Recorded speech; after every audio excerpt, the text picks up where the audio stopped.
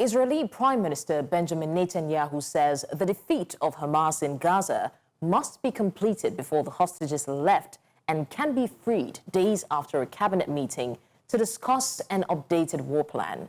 The premier is considering taking full military control of Gaza even after external pressures insist on him to end the war.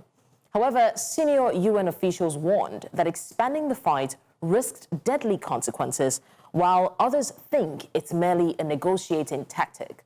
Israel citizens have expressed rage over the recent footage of weak and bony captives, while UN experts also warn of emerging famine for Palestinians in Gaza. Released video of Israeli hostage Avitar David starving and being forced to dig his own grave in a Hamas tunnel. I have, yeah. I think it's horrible. I think it's horrible.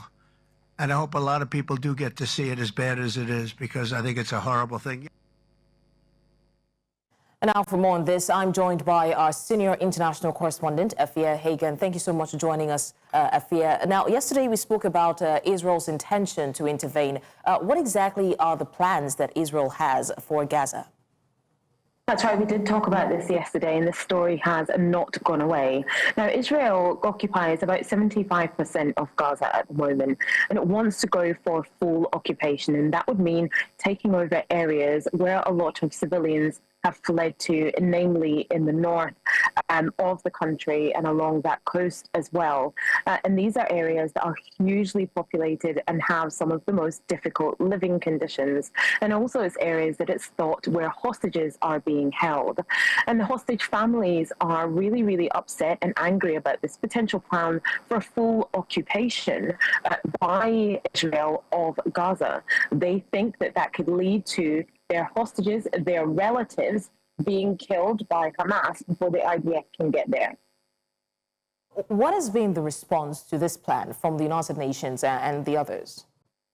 The United Nations are warning that this could be catastrophic because, like I said, this would mean taking over areas that are already hugely populated and already having very, very difficult living conditions. As you so rightly said in your intro, Blessings, the famine continues in Gaza. Starvation continues in Gaza, even though Israel are continuously saying that there is no famine, there is no starvation, and they are not blocking food from getting into the country. But let's remember that Israel has banned fishing and farming in Gaza, and the only way that people in Gaza can get food is from Israel. 500 to 600 trucks a day needed to feed Gaza, and at the moment, not even 10% of that is getting into the region. So thank you so much, News Central's Senior International Correspondent, Afua Hagan, for giving us the update. We heard Donald Trump speaking earlier, and subsequently we'll get to find out what his take is on the matter. Thank you once again.